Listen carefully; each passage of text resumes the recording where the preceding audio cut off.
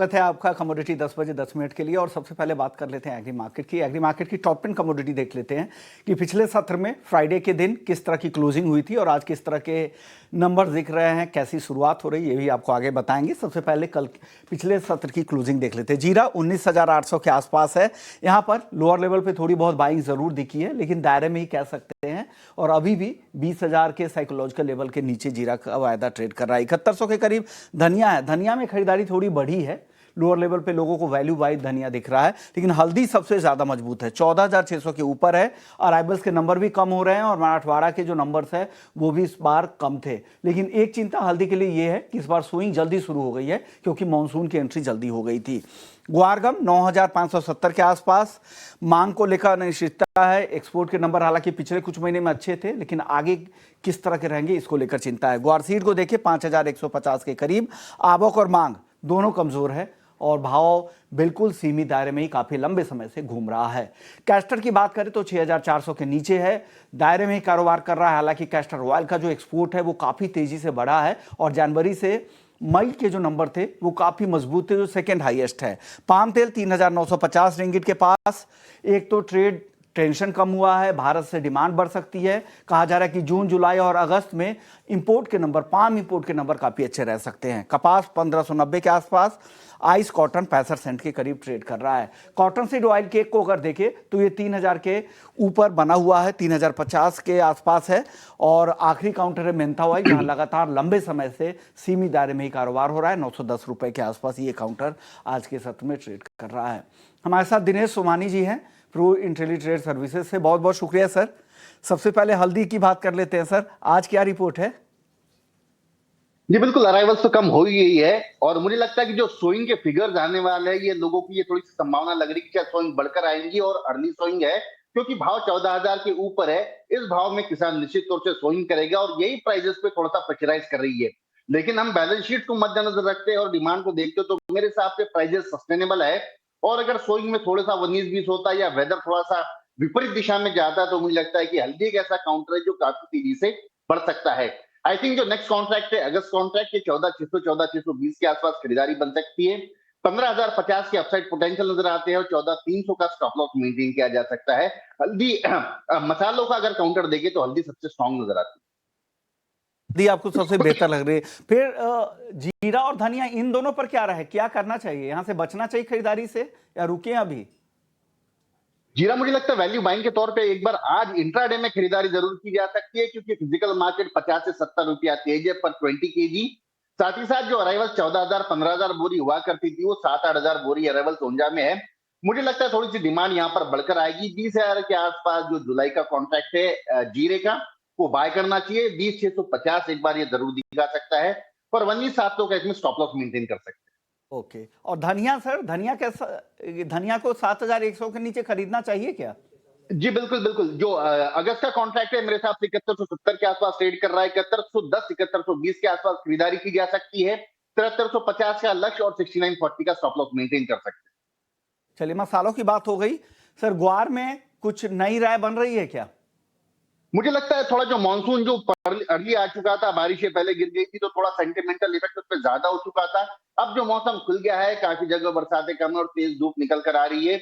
और मैक्सिमम जो व्यापारी है उनका ये मानना है कि अगर जून अर्लियर बारिश ज्यादा हो जाती है तो जुलाई अगस्त में ये बारिश दिक्कत करती है। सेंटिमेंटल इंपैक्ट अगर आता है तो मुझे लगता है कि 5200 की ग्वार एक बार ली जा सकती है। 5280 के लक्ष्य के लिए मैं अगस्त कॉन्ट्रैक्ट के जुलाई कॉन्ट्रैक्ट के लेवल दे रहा हूँ। और डाउनसाइड मुझे लगता है 5140 का स्टॉप लॉस मेंटेन किया जा सकता है। वैल्यू बाइंग के तौर पे ग्वारसीड ग्वारगम बाय बन। Okay sir, cotton seed oil के ये कैसा दिख रहा है आपको? 3,000 के ऊपर लगातार ये बना हुआ है।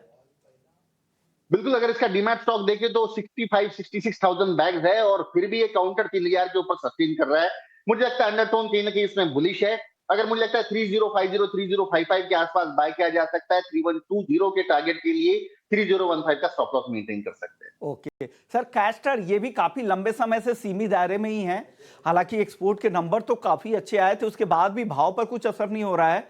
कैस्टर के फंडामेंटल्स आपको कैसे दिख रहे हैं सर यहाँ से? जी बिल्कुल, अराइवल्स इसमें काफी कम है और उसकी बैलेंस शीट बिल्कुल टाइट है। अगर क्रूड ऑयल के चलते इसमें कहीं अगर डिमांड निकल कर आती है तो मुझे लगता है कैस्टर सीड बड़ा स्ट्रॉन्ग काउंटर, इस साल की बेस्ट कमोडिटी उभर के आ सकती है। 6300 का बार बार ये बेस बना रहा है, 6320 6330 कहीं पर भी कैस्टर सीड मिलता है तो अच्छा बाइंग का अवसर रह सकता है। मुझे लगता है 6740 ये एक महीने के भीतर जाना चाहिए और 6200 का स्टॉप लॉस मेंटेन कर सकते हैं। रिस्क रिवॉर्ड फेवरेबल है, ट्रेड लायक, मतलब मुझे लगता है एग्री में कैस्टर सीड ही सबसे स्ट्रॉन्ग काउंटर नजर आता है। ओके। चलिए सर, अब नॉन एग्री की बात करते हैं। सबसे पहले बात करते हैं चांदी की। चांदी में जबरदस्त तेजी है। पिछले हफ्ते हमने देखा करीब करीब 10% तक की तेजी दिखी। नया रिकॉर्ड भी बनते हमने देखा घरेलू बाजार में। क्या होगा सर, इस हफ्ते वो तेजी जारी रहेगी? नए फंडामेंटल्स क्या कह रहे हैं और आपकी राय अब क्या बन रही है चांदी पर? जी बिल्कुल, इंटरनेशनल कॉमिक्स अगर लेवल देखते हैं तो 11 साल के बाद ये लेवल क्रॉस हुआ है। इंडियन मार्केट में भी ऑल टाइम के हाई के ऊपर निरंतर सस्टेन कर रहा है। पिछले मंडे ट्यूसडे के बाद ये 1,02,000 के ऊपर सस्टेन कर रहा है। तो मुझे लगता है जो ये वीक है, ये मोमेंटम और भी तेजी से बरकरार रह सकता है। गोल्ड और सिल्वर जो डिफरेंस ऑलमोस्ट निग्लिजिबल था वो 8,000 से ऊपर हो गया है। मतलब सिल्वर ने काफी अच्छा मोमेंटम पकड़ा है। मुझे लगता है इस वीक भी ये मोमेंटम कंटिन्यू रह सकता है। 1,05,000 1,05,050 के आसपास सिल्वर बाय की जा सकती है। आई थिंक 2 या 3 दिन में 1,07,200 के अपसाइड टारगेट मुझे नजर आते हैं। 1,03,700 का इसमें स्टॉप लॉस मेंटेन कर सकते हैं। ओके, तो 1,07,000 के पार भी इस हफ्ते चांदी जा सकती है 1 से 2 दिनों में, ऐसा सोमानी जी को लगता है। और हमने देखा भी जबरदस्त तेजी है इस साल। अगर देखें तो करीब करीब 25% की तेजी अब तक चांदी में आ चुकी है। लगातार 5वां साल है चांदी के मार्केट में डेफिसिट की स्थिति है। और साथ ही इंडस्ट्रियल डिमांड, खास करके सोलर एनर्जी और इलेक्ट्रिक व्हीकल से, यानी इलेक्ट्रिक गाड़ियों से ये डिमांड बढ़ने वाली है। और कहा जाता है कि चांदी का जो इस्तेमाल होता है इलेक्ट्रिक गाड़ियों में, वो हर गाड़ी करीब 25 से 50 ग्राम तक इस्तेमाल होता है, जो डीजल और पेट्रोल कार के मुकाबले 3 गुना ज़्यादा है। चलिए, चांदी के बाद गोल्ड की सर बात करते हैं। गोल्ड में लगातार तीसरे दिन मुनाफा वसूली दिख रही है। क्या लग रहा है सर, गोल्ड क्यों कमजोर हो रहा है? क्या और भी कमजोर हो सकता है? आपकी तरफ से क्या राय है गोल्ड को लेकर सर?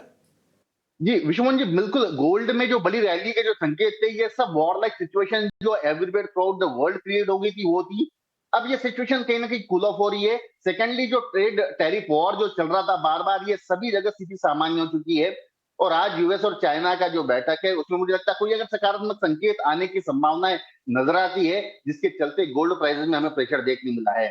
ऊपरी लेवल से अगर हम देखते हैं तो गोल्ड में करीब करीब 2,500 रुपए के लेवल टूटे, ऊपर 2,500 रुपए से गोल्ड नीचे आया है। वहीं अगर हम सिल्वर देखते तो निचले लेवल से 5 या 6 हजार रुपए बढ़ी है। तो कहीं ना कहीं अंडरटोन सिल्वर में बुलिश टर्नआउट हुआ है और गोल्ड में एक मुनाफा वसूली का दौर जारी होने की संभावना लगती है। 96,100 के आसपास अगर आता है तो ही गोल्ड में खरीदारी करनी चाहिए। मुझे लगता है 97,000 के लेवल दोबारा दिखा सकता है। 95,750 का इसमें स्टॉप लॉस मेंटेन कर सकते हैं।